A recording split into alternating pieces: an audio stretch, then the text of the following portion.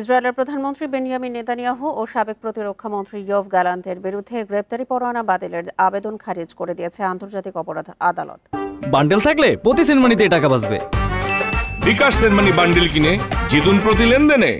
ICC জানিয়েছে ফিলিস্তিনে যুদ্ধাপরাধ তদন্তে তাদের এখতিয়ার আছে এবং ইসরায়েলের দাবি প্রত্যাখ্যানযোগ্য।